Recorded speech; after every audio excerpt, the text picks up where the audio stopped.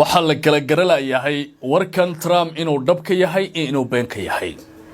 waliba dawlado fara badan oo markii hore isaga saaxiib kula ahaa arinta dagaalka gobolka bariga dhexe joogna ma dhihi karaan laakiin ama kaag dartii waa yaaban yihiin ninka Trump waxa uu leeyahay marinka Hormuz waxaan ku dhawaaqi doonaa in uu yahay gobol ka tirsan wadanka Mareykanka isla markaana waxaynu sameyn doonaa tilaabooyin dhaqdhaqaaqyo kala duwan oo ujeedadu tahay in aan halkaasi guud ahaantiiba gacanta ku dhigno sir la yaab leh ayaa ka soo baxday dawladda Jamhuuriyadda Islaamiga ah ee Iran waxana ay tilmaameen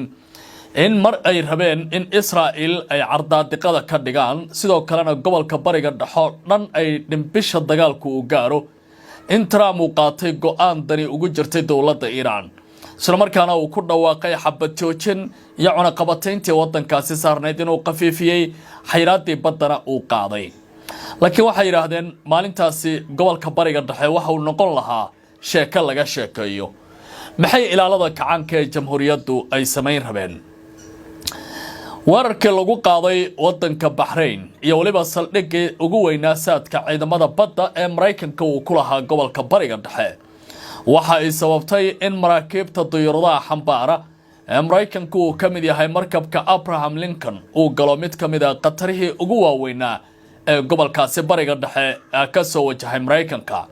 kaasoo ilaa iyo hadda sheekada markabkaasi la isku haysto oo hadda uu doonayo inuu isaga baxo gobolkaasi maxaa laga qaaday saldhigga weyn ee Manama isla markaana loo wareejiyay jasiiradda Diego Garcia ee ku taala badweynta Hindiya maxay dawladda Mareykanku ilaa iyo hadda qarinaysaa Qalibaf ayaa ku dhawaaqay in uu xiriir la leeyahay gudoomiyaha baarlamaanka Iran madaxda ugu sareysa ee dhaqdhaqaaqa wax iska caabinta ee Lebanon laga soo bilaabo 1985 ilaa iyo haddana uu la shaqeynayay isla markaana dawladdiisu aysan suuragal ahayn in ururka Hezbollah ay banaanka dhigaan xilli maanta Israel ay koonfurta Lebanon weerar ku qaaday oo dhowr qofood la dilay 10 qofna dhaawac uu soo gaaray taliya ka tirsan ciidamada ilaalada kacaanka ee Jamhuuriyadda Islaamiga Iran waxa uu ku dhawaaqay in duuliyaal ka tirsan ciidamada cirka ee wadankiisa ay gacanta u galeen dawladda Qatar warqad ayuu u diray hay'adda Lanqayrta Cas waxana uu yiri hal la xaqiijiyo in ay iyagoo nool duuliyaasheenu ay gacanta ku hayaan dawladdaasi haddii Qatar ay sida ugu dhaqsiyaha badan ay sii deewaysana waxay u dhigan tahay dawladda Iran in aanay gacmaha is saara doonin waa fariin culus iyo hanjabaad kale oo banaanka timi oo u dhaxaysa dawladaha Qatar iyo waliba Jamhuuriyadda Islaamiga ah ee Iran xilli saacadee la soo dhaafay sidoo kale wadanka isu tagay Imaaraadka Carabta laga weeraray markabkii saddexaad oo shirkadda shidaalka Abu Dhabi ay leedahay oo la soo warinaya inuu waxyaalo soo gaaray haddii aan ku horeeyo ninkii madaxweyne Donald Trump ahaa warar la yaab leh ayaa soo baxaya waxa uu leeyahay marinka Hormuz Iran waan ka adkaanaya kadibna waxaan ka dhigi doonaa mid kamid ah gobolada Mareykanka ee aan la midaysnayn wadanka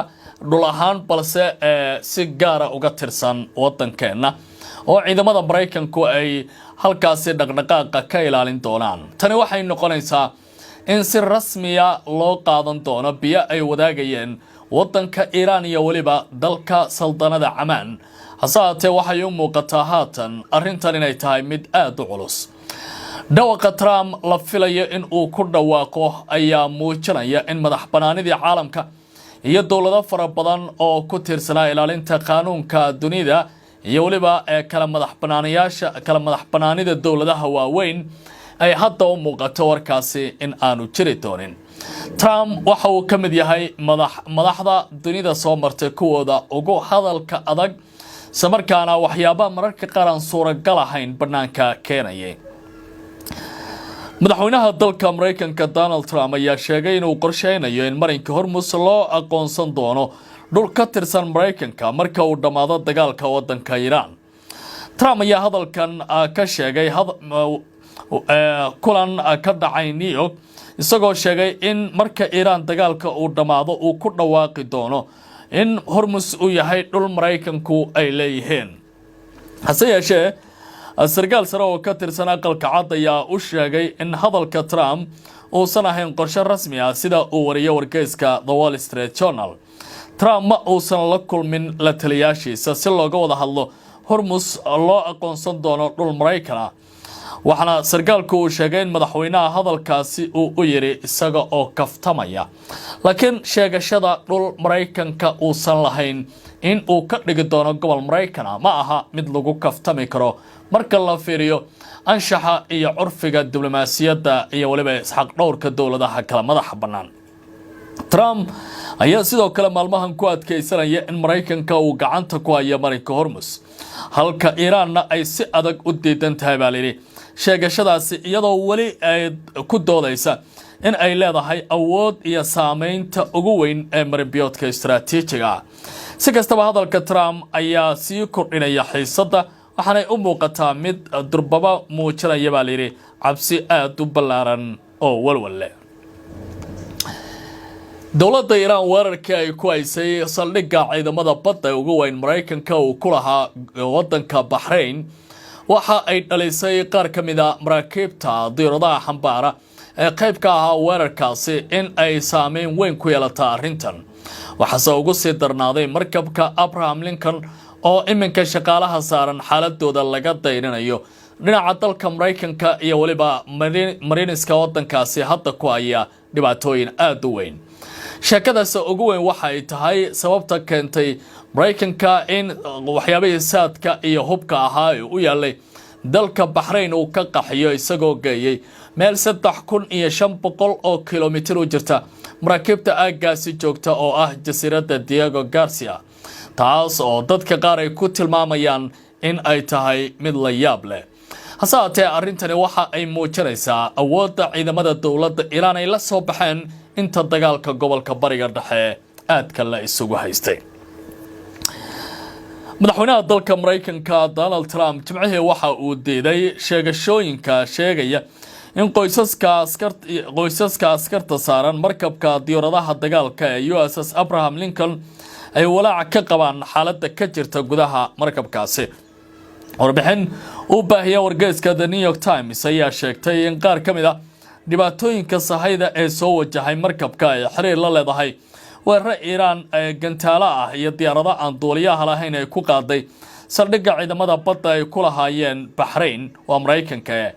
xilli hore oo dagaalka u dhaxeeya Maraykanka iyo dowladda Iiraan uu aad ugu cuslaa gobolka bariga dhexe. weerarka Iiraan ayaa yimid kadib markii weeraro Maraykan iyo Israa'iil ay ku qaadeen Iiraan waxaana la sheegay inay taasi sababtay burbur ballaaran oo soo gaaray saldhigga Bahrain. arrintaasi waxay curyaamisay xarun muhiim u ahayd saadka ciidamada badda ee Maraykanka oo muddo 10 sano ah taageeri jira howlgallada Maraykanka ee gobolka bariga dhexe ka howlgalaya. sahaydii Bahrain taalay ayaa la qaxiyay waxaana la geeyay jasiiradda Diego Garcia oo ka mid ah saldhig ku yaala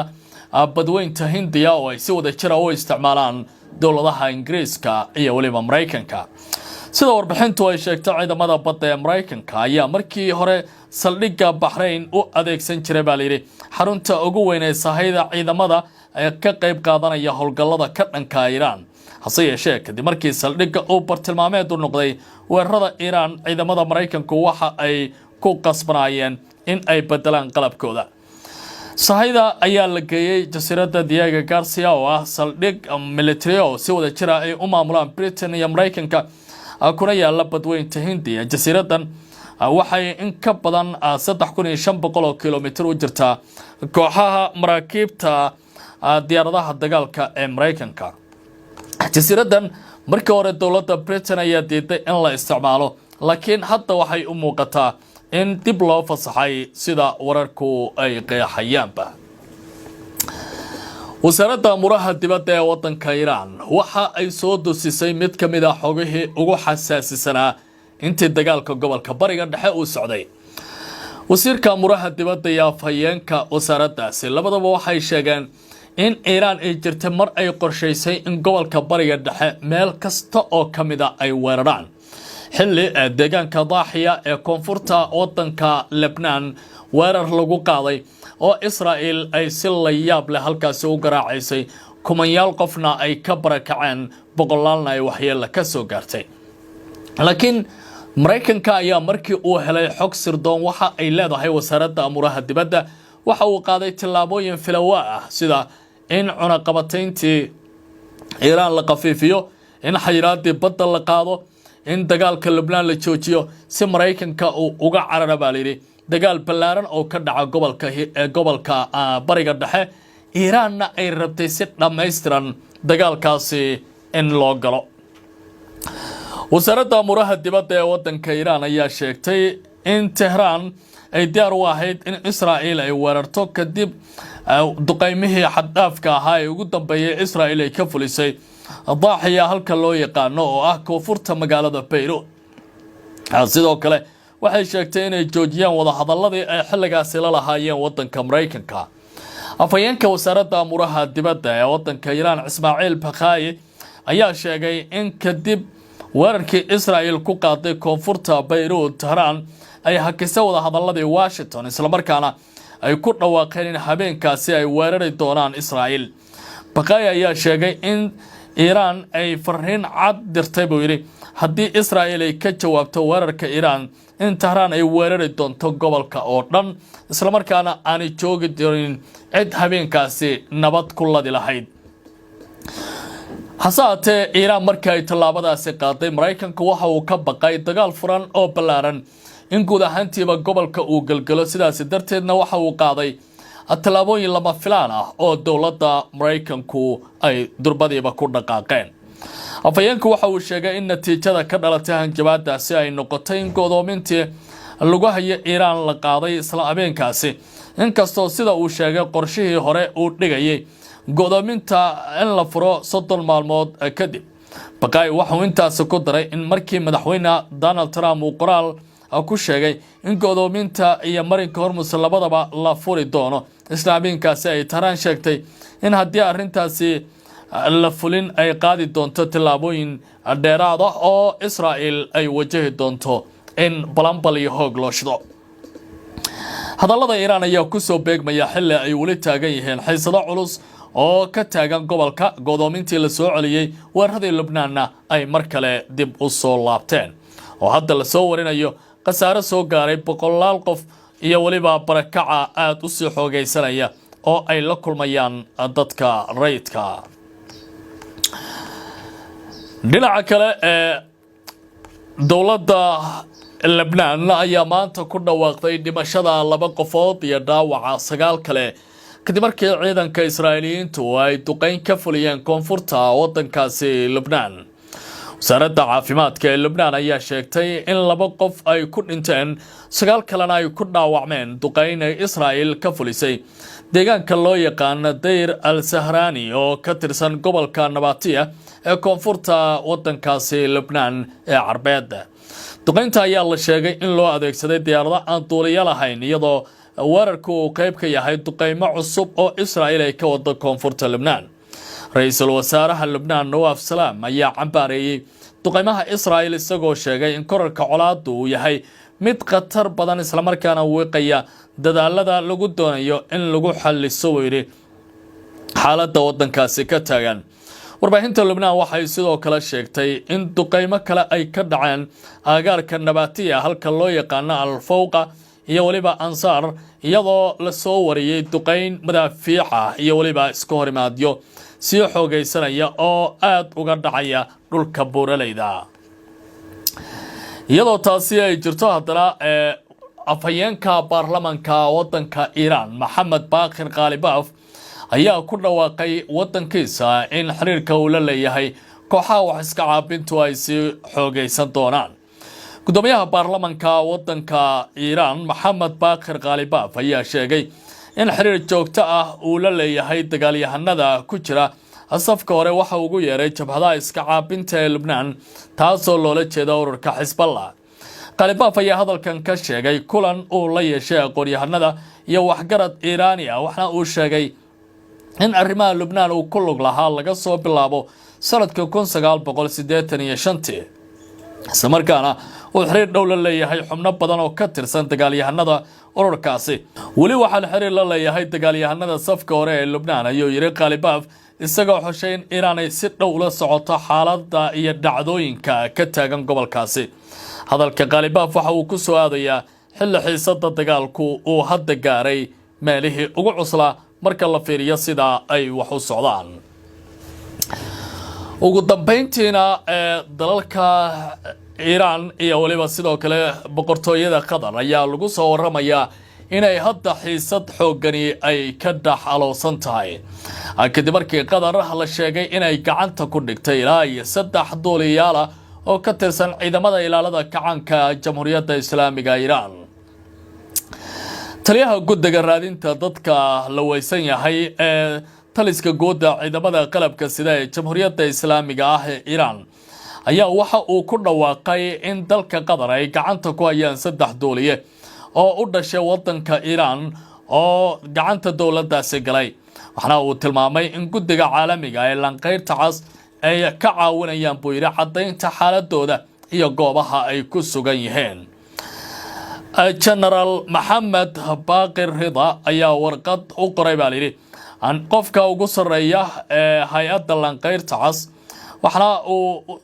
sida ay baahiyaan warbaahinta Iran waxana uu sheegay in 2 diyaaradood oo dagaal oo noocoodu yahay Sukhoi 24 ay duulimaad ku baxay 2 bishii Maarso ee 2026 ay fuliyeen howlgal dagaal oo ka dhana saldhigga cadawga oo ku leeyahay Qatar